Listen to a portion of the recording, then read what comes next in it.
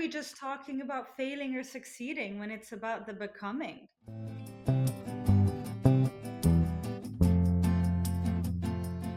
Hello, everyone, and welcome back to How the Wise One Grows, where we share mindful conversations and meditations that help us to live with intention.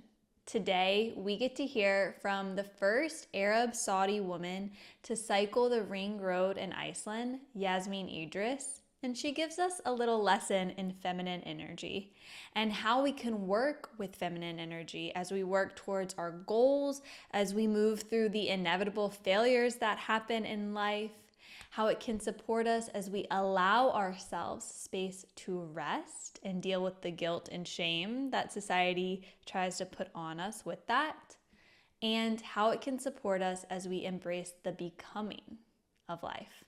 Before I met Yasmine, she was described to me as a gentle force. And I think that powerful pairing of words so eloquently embraces her energy in the way she's moving through this life. And I cannot wait for you to soak in her wisdom. Before we dive into our conversation, I got a couple quick reminders from you.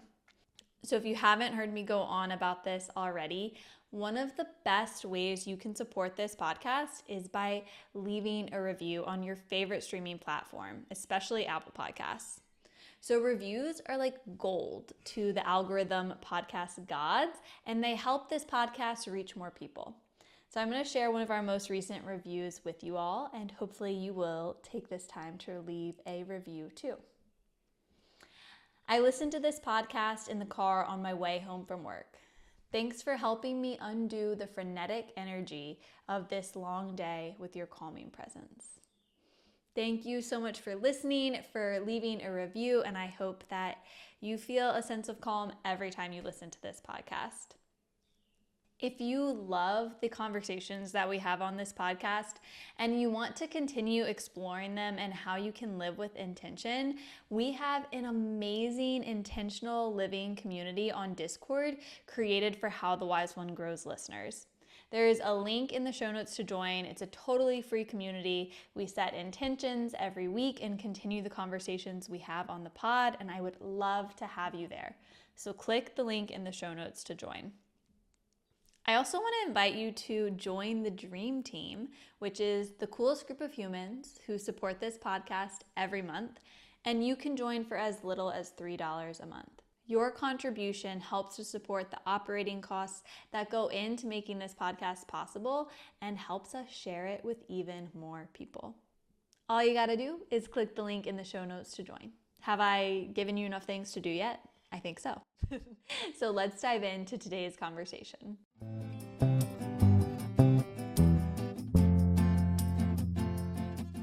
Before we get started, let's take a moment to land here together with 3 deep breaths. So just take a moment to notice where your body makes contact with the earth. And if it feels safe, you can gently rest your eyes or soften your gaze at a point in front of you. And drop your shoulders down the back. And take a big breath in, fill your chest, fill your belly with air. And exhale, open your mouth, let it out. Again, inhale, chest and belly expand. Exhale, let it go. One more inhale. And exhale. And you can return to that point of contact with the earth as you slowly open your eyes and return to this space. Yasmine, thank you so much for being here with us today. Thanks for having me. I'm excited to chat. So I had the great pleasure of watching the documentary that was made about your journey. I feel so excited and grateful that I got to watch that. And I couldn't help but be like super hooked by the line that you started the video with, which was that You're the first Arab Saudi woman to bike the ring road, but that's not why you did it. Hmm. So I wanted to just hold space for us to lean in together. Like, why did you do it? I did it for me, is the short answer. Mm I did it because I had just come out of a 5 year phase in my life of running my own company, and hmm. I wanted a pause. Mm hmm. And when I felt into what I wanted that pause to look like, I knew that I wanted to add some adventure Mm and I wanted to push myself to my limits. And there was an intuitive sense that that's what I needed in the moment to physically push myself to my limits. Now I understand that was because that's what was required at the time for me to kind of break the walls that hmm. Mm hmm. um, would allow me to be honest with myself. At that point Mm. in my life, I needed to physically push myself as hard as I could. And so I knew it needed to have that physical element. And when I felt into um, what that adventure would look like, I saw open spaces and I felt like just a raw landscape, open, uninhibited. And it's funny because that's such a reflection of what I was going through internally. So Mm it's beautiful how I chose that for myself. hmm. And Iceland was certainly raw and open and uninhibited, and yeah, just nothing hiding the truth. Yeah. I can so relate to that in terms of like, I often find that I need a physical challenge to teach me and help me like embody and integrate the life lessons that I'm working on. Like, it's one thing to kind of conceptually understand, like, oh, like I'm ready to push myself or grow in this way or learn these lessons. But it's another for like your body to physically like know Hmm. it on a cellular level. And I Hmm. think something like a challenge like biking the ring road or signing up for a race or something like that can be a really powerful spark to help you with the internal processing of what you're working on and really help you embody it through that challenge, but more importantly, in your life. Yeah, yeah, it's really, I don't know if it's a reflection of like where I am in my journey, but I don't think I'll always need to push myself that hard, and it can't be the only way, right? Because if you Mm have a hmm. disability or you're older, whatever, it can't be the only way to do it. But just to feel in your body what you're going through in your psyche, what's wanting to come up for you is such a powerful experience, and it does not have to look like cycling the ring road. No, it can be like tending to a garden or stepping Yeah, on a yoga mat or practicing breath work. You know, it can be exactly. so many things. Exactly. It could be as subtle as noticing your breath, and as not subtle as biking around the world, whatever it is. Mm-hmm. And it has not a reflection of the intensity of the experience or the depth of the experience you're going to have. Um, and sometimes it is, like it was for me. I loved so much through your journey how you talked about the role of the feminine and how approaching this like seemingly masculine, like masculine energy, hard task through a feminine and soft way actually made you more powerful through that. Do you mind speaking to the role the feminine played in that journey and how you found a balance between both those masculine and feminine energies to find the right strength for you through this Yeah. task? Yeah, I'd love to. I went on a run this morning and and was listening to really soft music, and that I think all started for me in Iceland. Um, so it all happened it was all circumstantial. The beginning of the trip was very intense, both the conditions of the weather, how I was feeling, and the details and the happenings around the relationship that I was in at the time, Mm-hmm. which all came to a head on day 4. And I asked my partner at the time to give me and the crew some space, and he left. And Mm. um, the trip really, really took on a different like energy from that point on. A few days Mm. after that, the an assistant David who was helping us with the camera equipment left as well, but that was planned. Mm-hmm. Um, and so all of a sudden, it became a feminine container. It was me, Kathy, and Madison. Kathy, very good friend of mine, who was helping just with basically everything, and then Madison, the filmmaker. Mm. And I remember that night at dinner, we there was like this long pause where the three of us were like, "Do you feel it?" And we're like, "Yeah, do you feel it? Okay, cool. We're all on the same page." But there was this very palpable shift in the energy, Mm. and I think that was the change from like being in a mixed container to like just the feminine. And the next day, I had a super easeful day on the bike, and then it's all weather dependent, but from then on something had shifted, and um, I started to find my strength in the softness. Like, I Mm. remember one good example is I was warned that I had like a big climb coming up, and I'd put on like a pump up song, I'd get ready, I'd like start Mm-hmm. breathing more heavily, like we're taking on this hill. But in that moment, for some reason, I put on an Ajit song. Do you know Ajit? Oh, I love a Jeet. Yes, I love Mm-hmm. Ajit too. It was a Yeah. song to her and Trevor Hall, so there was a masculine voice. But the point is, it was a very, very, very soft song. Mm-hmm. And I just pedaled very slowly.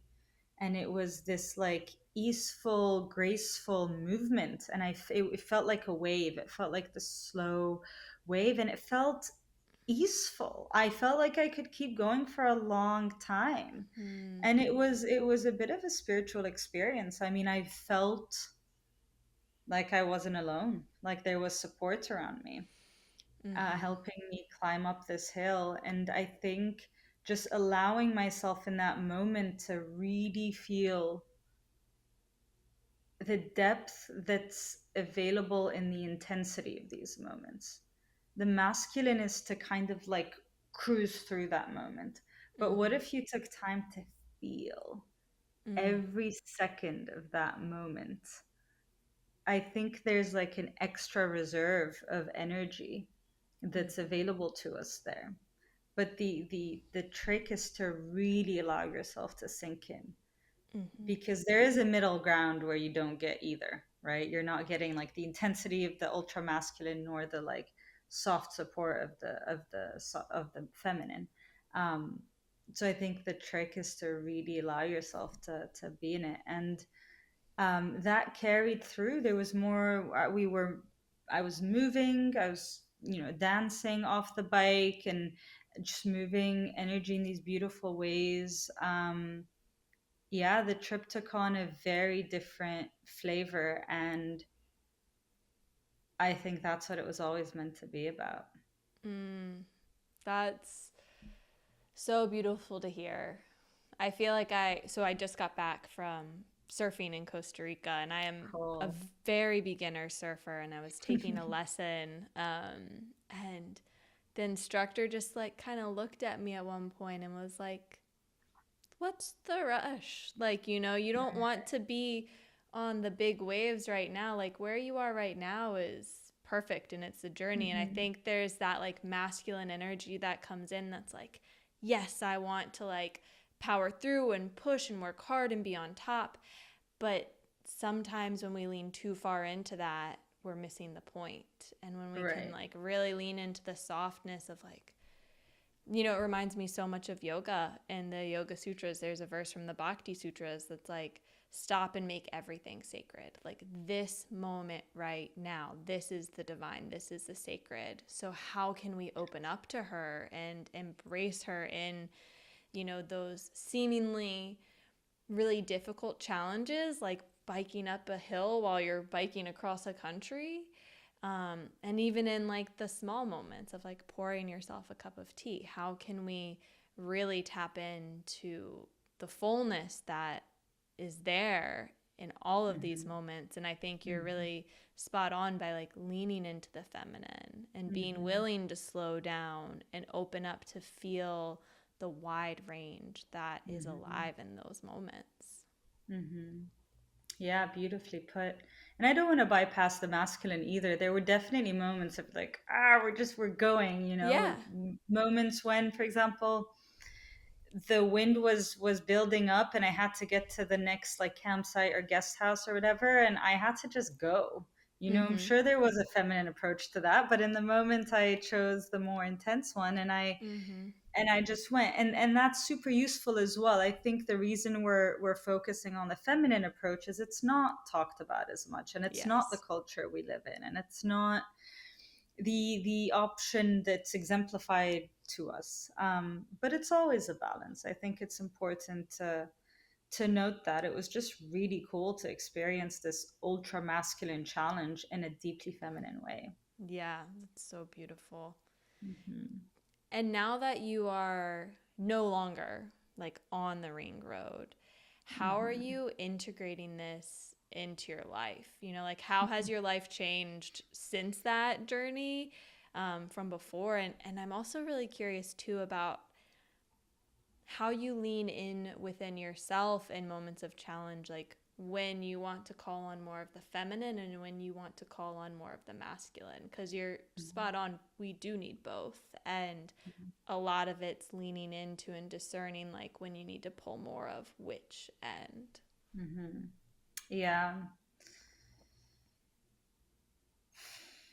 I think so. It's been a while. We're coming up on a year. I did this in July of 2024, Wow. 2023. Mm-hmm. Um, I think, I mean, Iceland, that trip changed a lot in my life. So I Yeah. ended an 8-year relationship. I really felt the end of this work chapter with this company that was essentially my dream job that I created for myself and Mm. worked my ass off to make successful, and it just didn't pan out. So Mm-hmm. coming face to face with the fact that this was quote unquote a failure. You know what I mean? Like we fail in life and it's Yeah. okay to fail in life and to just normalize that, and Yeah. maybe even maybe even wear it as a badge of honor. Yeah. It's like The, I the, tried because something and I I worked tried hard for something. Like, something. Yeah. yeah, like I went all in and then Mm-hmm. some. And Yeah. it was all heart, and I Mm-hmm. don't care who knows it because I know it. And I showed Yeah. myself what I was capable of. Um, and it didn't pan out because it wasn't my thing. It wasn't my Mm-hmm. path to follow. Mm-hmm. Um, uh, so really being in that, and I think realizing that I don't want to jump into the next thing quickly, that I want to feel into what my vocation is, what I am here to do in this life, versus being in the stress of I need to find my next job ASAP. Mm-hmm. So just making space again, like this, the feminine, just creating the space to be. Mm-hmm. And it has been an incredible lesson to have an open week and to not like fill every day with 100 gazillion things, because let me tell you, not having a 9 to 5 job does not mean that you are free. It is very Yeah. easy to just overextend ourselves in so many ways outside of our work. Mm-hmm. um and feel, allowing myself to just be and rest, and feel into the subtler realms of this experience and see what Mm-hmm. wants to come from there. So It's been a continued lesson. It's been a huge lesson in permission, just permission to be, and not judge where I am in life, because it feels very right. This feels like the right place to be, and society keeps reflecting to me that I need to be productive. But let me tell you, I feel 100 times more productive doing this than than just whatever I would have done from a place of stress and anxiety. Mm-hmm. So Taking it the sounds a time, lot like moving from that place of authenticity versus that space of fear. yeah, And it sounds also like maybe you were coming from, and correct me if I'm wrong, this is just a projection, but it sounds like maybe you were coming from a place of more masculine energy, of like yeah, intensity, working really hard towards this goal, this thing that you love, putting it all in. And then like the devotion to that journey of doing the ring road and saying like, I'm actually not gonna rush into the next thing. Even if I'm doing something really intense, this is holding a container for myself to like find more of that feminine and moving a little, like taking a pause, moving with that intention. hmm. And don't get me wrong, even as I say this to you right now and speak about it, I still feel guilty Oh for yeah. not, like, you know what I mean? For not like Mm-hmm. being productive in this way. And Mm-hmm. you know what I mean? There's a lot of guilt and a little bit of shame in being honest about where I am in this moment. Yeah. Um, and I have this deep belief that one day I will be very thankful for Yeah. having taken this time. Because I don't want to, right? We don't want to like just be in the nothingness, right? No one Yeah. wants to just, everyone wants to feel useful and that they're Mm-hmm. contributing. But how much better of a world would we have if everyone's contributing from their hearts versus from, somewhere else? Yeah. I very much relate to what you're saying in that too. Like, Mm. I feel as if I'm coming from a similar place of where like I had started my own business, put it all into that, and then I got to a point, I thought it was like my dream job that I was Mhm. creating, and pandemic hit and the world changed and I changed, and I was like, man, maybe this isn't it anymore. Mhm. And starting this podcast has been a big moment of like leaning into what feels really right now, and feeling a lot of those mixed emotions of like shame, feeling like a failure, feeling confused.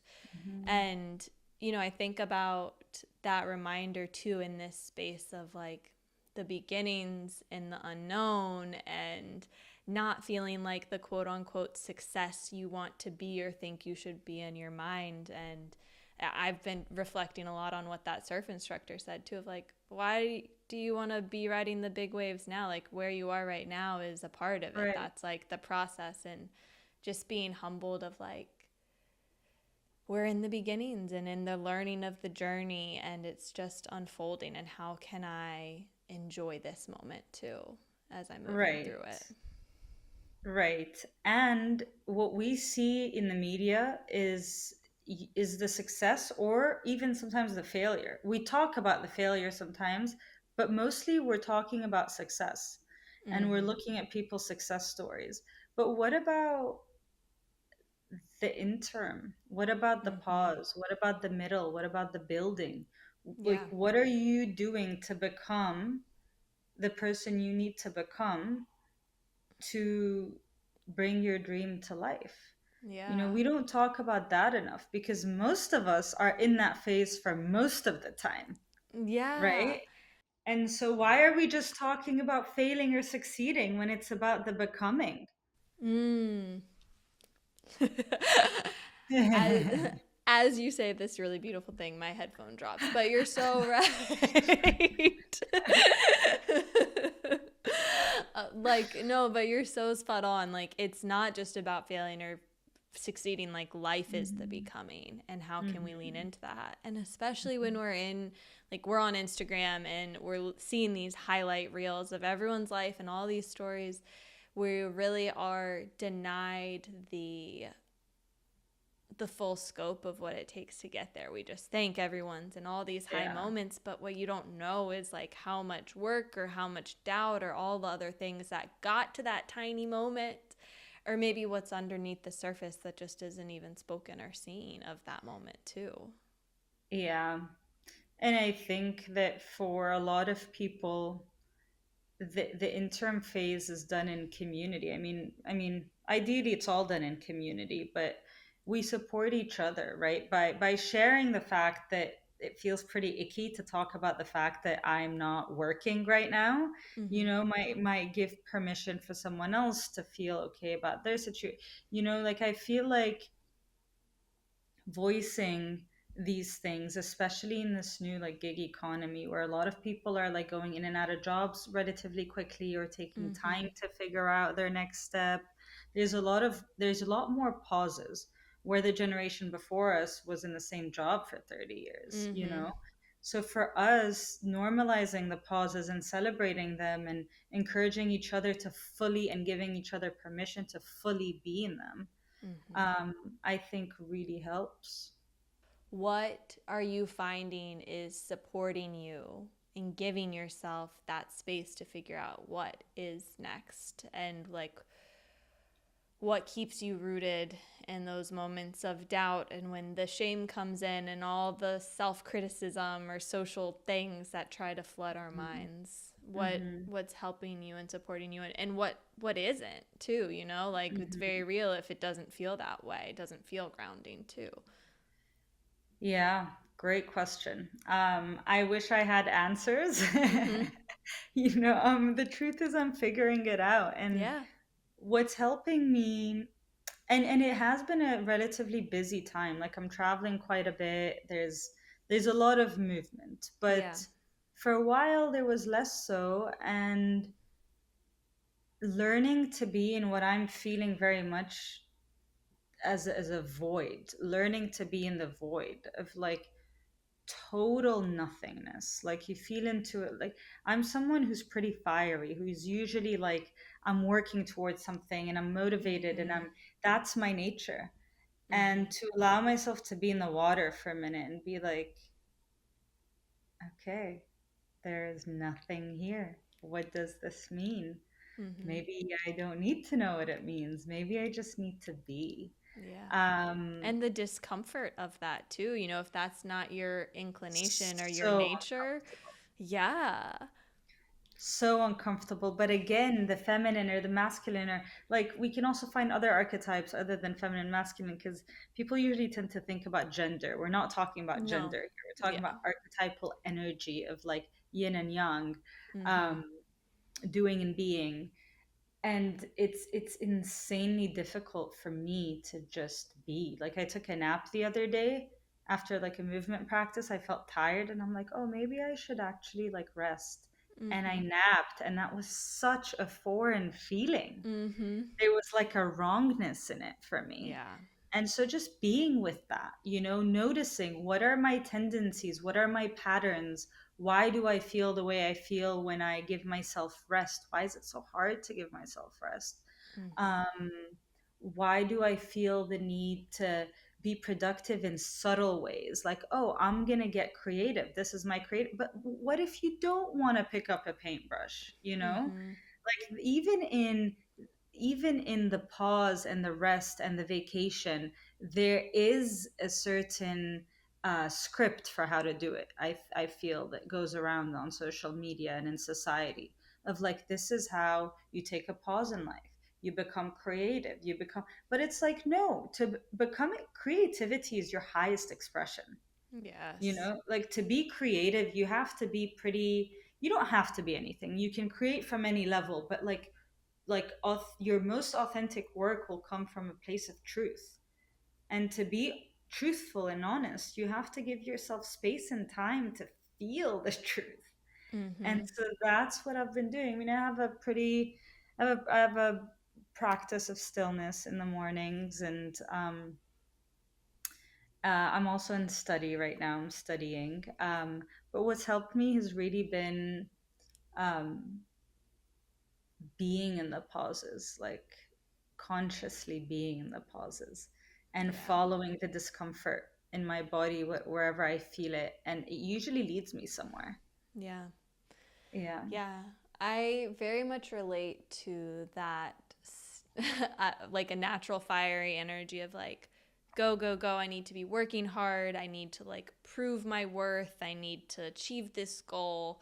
Like, that is my comfort zone. I'm like, yeah, I can hang out in that place all day. Like, Hmm. I can do that. And then burnout happens. I really felt that like during the pandemic. I just kind of hit this wall of like, like I don't want to do things from that same energy. And honestly, like if people go back and listen to the very first episode of this podcast, like the intention of why this was started was to how can I work towards something in a soft way. And I found myself getting to a point of almost like I really softened. I leaned into that discomfort. I still get uncomfortable in the softening, but I almost found myself leaning too far into the yin and getting a little static. And now I'm trying to find in the balance of bringing back in that yang, or like more of that masculine, and finding a balance again. But I think that I so desperately needed the pausing and the slowness to like recover, recalibrate. So now that I can like move this energy in a more balanced way. But I just think it's important to note that like it is always evolving and changing, and sometimes you'll need more of the yang, which is more of that go go go energy. Sometimes you'll need more of the yin, which is more of the moving slow and rest. Sometimes you'll need more of both, and just learning how to honor what you need from moment to moment, and that deep listening within yourself, and meeting it without judgment, meeting it with compassion, and like having the courage to meet your needs, even if it's different from what someone says it should be or what your mind thinks it should be. Like having that strength within you to really just meet your needs from moment to moment, and know that it's going to change, and that the way we show up, like showing up with 100%, is going to look different every day. Some days it's going to be like going on a run and checking off your to-do list, and some days it's going to be 100% is laying on the couch and taking a nap and not talking to anyone, and both are okay. Yeah, I love it. And also, our natural tendency, like our being, will push us towards the opposite side. When we've had enough rest, we will feel it, and Mm-hmm. we will, like, our bodies are made to move and be energized and be vital. We are. There's a lot of life force in human beings, and so like there's this idea that, oh, maybe I'll get lazy. It's like, no, Mm-hmm. the moment your cup is filled, you will feel a fire to start doing something. Yeah. And so there's this misconception, I feel sometimes, of like the feminine is lazy, or rest is not allowed because of these reasons. But it's like, oh, don't you worry, you will Yeah. feel very energetic once you've given yourself proper rest. I like to remind myself of that concept through the work of Dr. Kristen Neff a lot. She does a ton of research on the science of self compassion, and there are like MRIs that show the part of your like brain that deals with like motivation and willpower gets smaller when you focus on self-criticism, which typically we think like if I'm hard on myself, then I'm going to work hard, or I'm going to achieve my goals. But when you meet yourself with compassion and really focus on cultivating compassion, the part of your brain that deals with motivation increases. So like meeting Mhm. yourself with that feminine, that compassion, is actually going to increase your willpower and your capacity to meet those goals and really stick with it through the long haul, and achieve that thing, which is a really So cool cool. thing. Yeah. Hmm.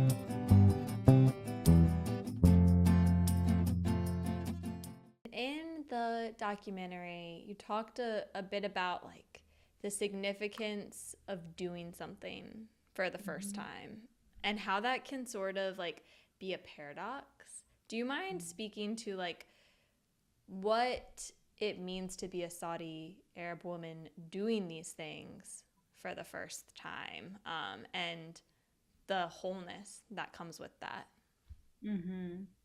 Yeah, that's a topic that I had to sit with for a while because I felt uncomfortable with it a little bit. Mm-hmm. Um, I think the just purely the attention of being the first to do something, um, and then I finally I realized I needed to step up to what this was and like really own that I was the first to do this and that this was a big deal and it could influence others in a certain way, in a positive way. But the way I felt was I wasn't really that I felt that I was standing on so many other women's shoulders that it was misleading to think of this as like a first or a, there are many very impressive Arab and Saudi women who have paved the way for me and others to do what we're doing today. Today, Saudi is a very is a place that really empowers women Mm. in a big way. I feel like for all the years that it wasn't doing that, all of a sudden, um, it changed the script 180 Mm. almost. Like women are now the faces of all these big movements and brands and political um, movements. So what it means for me to be the first Arab and Saudi woman to cycle the ring road is simply opening the door for others if that's available to them. If what I did could inspire others um to discover their threshold and their boundaries and test the waters around that, then great. um it was important for me not to get lost in the ideal of what that could be, Mm. and to start getting lost in that and having that be the reason why I pushed and why I did. Because when you're cycling every day and you're faced with these intense winds, you have to have a why. You have to be Yeah. like, why am I what's the reason for pushing today, for going, for it is nonstop. And it was 3 weeks of like nonstop challenge. I think I had 2 days of like okay wins that were manageable. And for that why to have been, um, I'm doing this to be the first Arab and Saudi woman to cycle during road, it would have been powerful, but I didn't want that to be it for me. It was Mm-hmm. important that this was for me first, and then for anyone else second. And I want it was yeah, it was just powerful for me to own that and be like, most people do things for selfish reasons, and it's not, Mm-hmm. and those are the most powerful challenges and expeditions because there's truth in that. And like how beautiful to do something for you first and for that to influence others and and inspire others. Yeah, that's really beautiful because then it's coming from a place of more living in authenticity for you. And Hmm. whatever that looks like and however that embodies, that is what can carry you through versus like the ego of what you think you should be doing or the impact you think you should be making. It sounds like it's a much more intentional, authentic way of carrying yourself through a challenge, but really like every action of your life. Hmm. Hmm. You said before that like the script has sort of flipped in Saudi. Do you mind like do you know kind of when that started happening or like what sparked that flip or how you started to notice that in your life? Yeah, it was not subtle. Yeah. I It don't know went. much to be Yes, perfectly yes. honest. No, So, I will. I'll yeah. fill you in a little bit. Yeah. So Saudi was a relatively conservative country about 4, 5 years ago now. It was a society where women had there were certain rules where we had to cover ourselves a certain way. Women did not have the right to drive a car. We needed permission from men to do a lot of things, and then almost overnight that shifted. Hmm.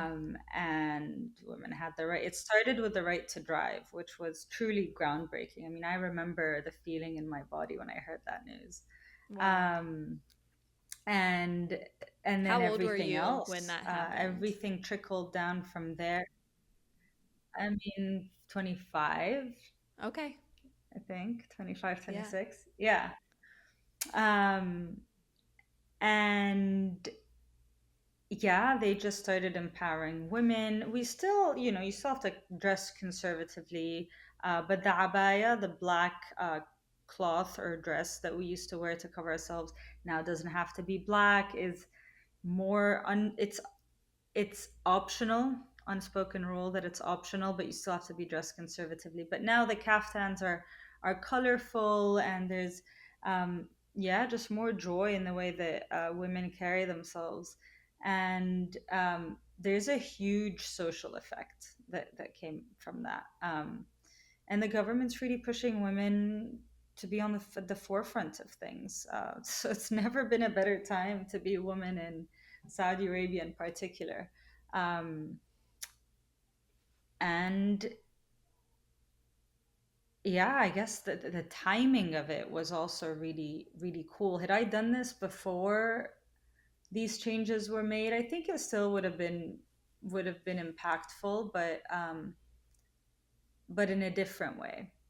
There's so much challenge that's Hmm. happening in the world, and Hmm. sometimes it feels like you're just like going up against a brick wall and that it might never change, but hearing something like that is just a really beautiful reminder that like it can. And change takes a lot of time, and sometimes it just takes one big thing to spark that after a Hmm. long hard work. So it's really Hmm. cool to hear that impact and how Hmm. that's impacted you and so many women. Yeah. And I think a key thing to note there is throughout those years, I never felt disempowered. Maybe it was because of the age that I was there. Mm-hmm. So I left for boarding school at 15. So I left relatively young. But growing up in Saudi was amazing. It was for kids. It's pretty sweet. Yeah. Um, but did I think, oh, I'm never going to be able to do this or that? No, I didn't. And that was, I think, the result of like my upbringing at home. I have three older brothers, and I was raised like them. I had the Mm-hmm. same standards, expectations, and liberties. And that takes me back to thinking, okay, what if those changes weren't made? What if Saudi was Mm-hmm. still the same country? What would you do? Or while you're waiting for the change that you want to see in the world, how can you be with yourself as it's happening, as you're in Mm. the interim period? And for me, I think it's just feeling in your body, taking time to create the feeling that you want to eventually feel, Mm. right? Whether that's through like a movement practice or through meditation or through visualization or a walk in nature, but like really like being present with yourself and creating that energy of expansion in your body. Um, I feel like that is a beautiful tool to have while you're waiting for your dream to come true. That is so beautiful. Thank you so much for that. I think that's so spot on, is like really empowering ourselves within ourselves of like, Hmm.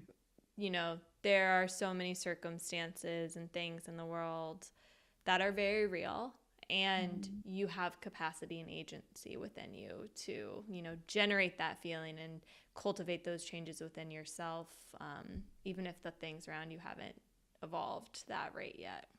Yeah, I think we're more powerful than we think we are.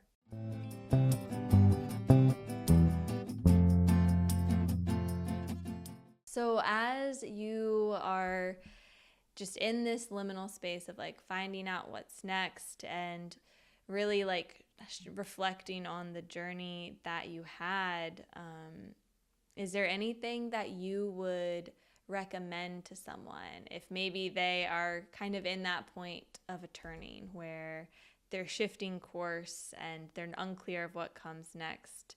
Is there anything that you would share with someone? Mm.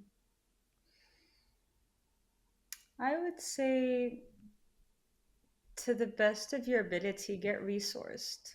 And one thing I didn't Mm, mention that's been a bedrock for me has been my community, my people, um, and the people that support me as well.